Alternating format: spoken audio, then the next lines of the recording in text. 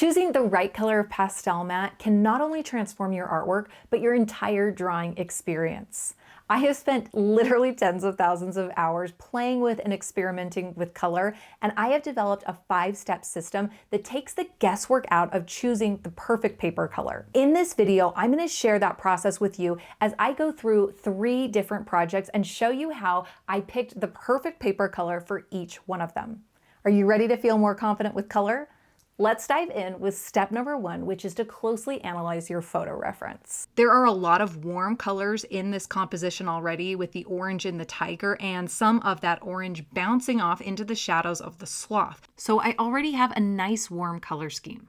The next thing that I do is decide intentionally what type of mood or emotion that I want in the final piece and the style and the mark that I'd like to see in that drawing at the end. For this piece, I've got these 2 cute little stuffies. There is a sentimentality to this piece already because these are my children's stuffies and this is going to be a family keepsake. So I really want to lean into like a sweet, sentimental emotion. The third part of my process is to look at the materials that I'm going to be using and think about what features and characteristics these materials have. When I started this piece, I was trying pastel pencils for the first time, and I had a 60 set that I really wanted to get into and play around with. I also had determined that I was going to be using pan pastels for an underpainting or a base layer. So given these 2 materials, I need to be conscious of what these materials are going to be good at and what they might need some support with. The pan pastels are going to be phenomenal for laying color in quickly and for putting color opaquely on the surface. So I can cover up any color of paper that I use completely. The pastel pencils are going to give me a lot of texture, but they move slower. So pairing them with the pan pastels is going to allow me to fill up a lot of paper quickly.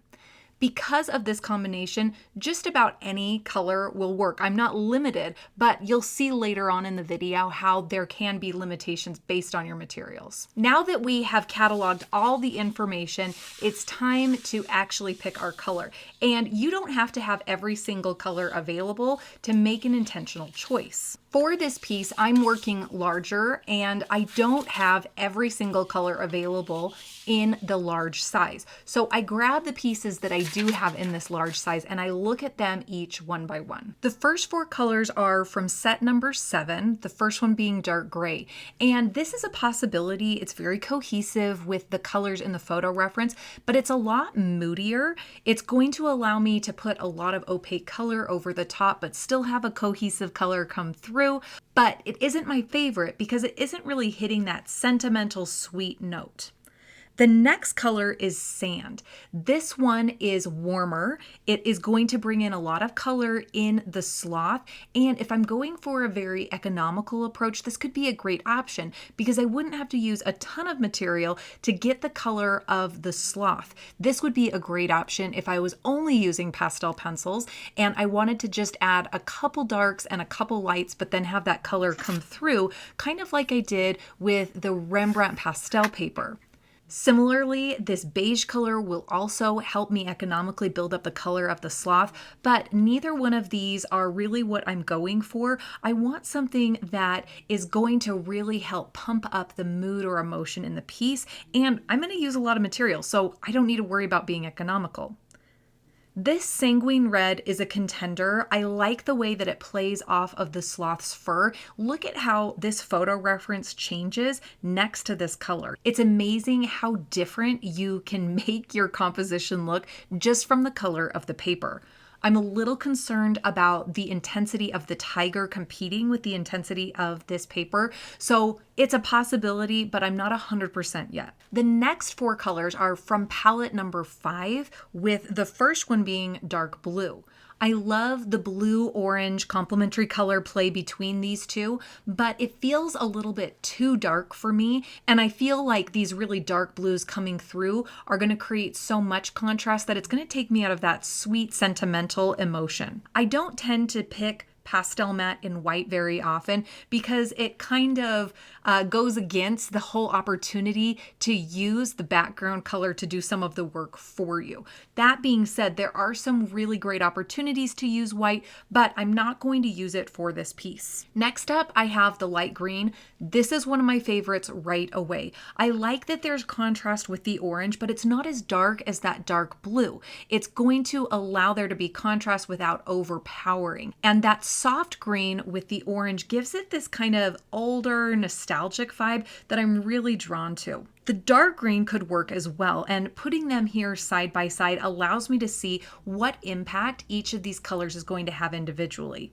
I think there's too much value in the dark green for me for right now. So that one is out, and I'm going to narrow it down to just the light green and the sanguine red. Putting both of these colors underneath my photo reference will allow me to really see what I can get out of each of these papers and how they work with my composition. Now, I'm not planning on there being a green background or a red background. I am going to come in with those whites, but there's going to be pieces of these colors coming through. So which one do I want to see those little sparks and windows of color? Either one could be right, but my gut is leaning towards the light green, and I'm going to trust that. I want that sweet sentimentality and that contrast, and that is going to be more important to me than the cohesion with the sanguine red and keeping it as a really warm palette. This is how this piece turned out, and I'm really pleased with it. The full video that documents the process of this piece is linked in the video description if you're interested in checking that out after this video. I have a couple more examples for you so that you can really see the nuance in this 5-step process and how it would differ, but we're going to move a little bit faster. For my next piece, I'm going to be drawing this kingfisher, and I start by analyzing my photo reference. I've got a very warm color palette here, lots of oranges and yellows in the background, and then warmth throughout the bird, particularly in the chest. The mood or emotion that I'm going for this piece is going to be spring, new life, new energy. So I want to keep that light, warm color palette. The materials that I'm using for this piece are very specific. I'm challenging myself by using only 12 pastel pencils, no pan pastels, no other colors, so I can really focus on my color mixing and honing my color intuition. If you want to learn more about working with a limited set of colors, I've got a couple free resources for you. The first is a YouTube tutorial where I walk you through this entire drawing of a kingfisher using just the 12 set of pastel pencils. That will be linked down in the notes below, along with a free downloadable project guide that takes you through my all-time favorite limited palette color mixing exercise. Working with a limited palette is one of the best ways that you can intuitively understand color theory. So forget about in-depth videos and studying, just get a couple of pencils and play around.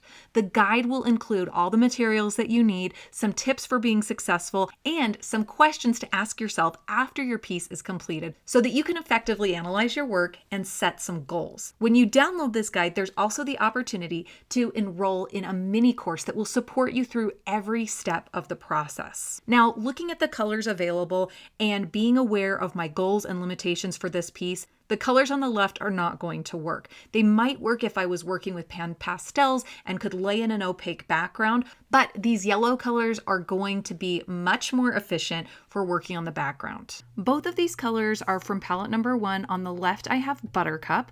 On the right, I have Maize. And either of these could work, but when you look at the core color in the background, it's so much closer to the color on the left, which means that if I'm trying to match this color exactly, that is going to be the better choice and is going to require less effort as I build up the color in the background. I'm going to show you the color selection process for one more project.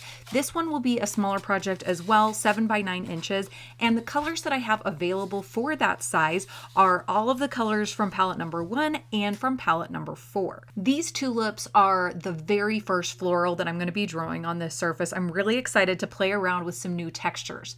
There's a ton of color in this photo reference, and I want to keep all these bright colors in mind when I select the color of my paper. Materials for this piece will include pan pastels, but I'm using a more limited set of pan pastels, and I'm also using a set of pastel pencils that are relatively new to me. I haven't used these Derwent pastel pencils before, and I'm excited to compare them to the Faber-Castell line. This set has a wide range of colors. I don't feel like I will be limited at all in getting the colors that I need for this piece. So with that in mind, let's take a look at color. I'm going to start with these two yellow colors. I think that they could be really beautiful and cohesive with the reds and the yellows in there. They work well together, it gives it light. But my biggest concern is that the yellows aren't going to have enough contrast against the surface. And I'm talking about the yellow in the tulip. And that's an issue for me because I want pop, I want contrast, I want energy. So those are not going to be my option. Next, I've got these grays and beige colors, and if I was going for a very subtle piece, these could be great options, but that isn't what I'm going for, so these are gonna go to, they're just gonna take too much of the life and energy out of the piece. Now, this one is a contender, and one of the reasons that I know that right off is because I see this color already in the background, and it's working really nice and creating a lot of contrast with the yellow and the red tulips. It also gives me the opportunity to play around with a triadic color scheme with the red violet, the blue green, and the yellow orange. And this could be a really beautiful color scheme to lean into. I would need to tweak some of the colors in the leaves and the stems and the petals, but that could be a fun color psychology to jump into and play around with. Now let's take a look at this dark blue. Similarly to the wine color, it has a lot of depth and contrast, and I can play with a triadic color scheme here as well with the red, yellow, blue combination.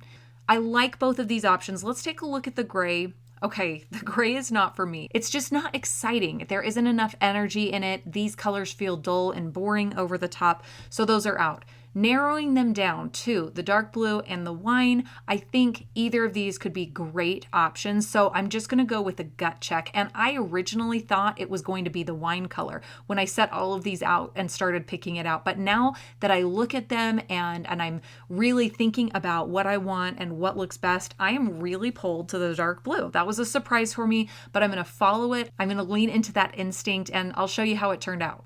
Picking out the perfect color doesn't mean that there is just one right option. This process is all about trusting your intuition, picking out a color with confidence and intention, and trusting your gut.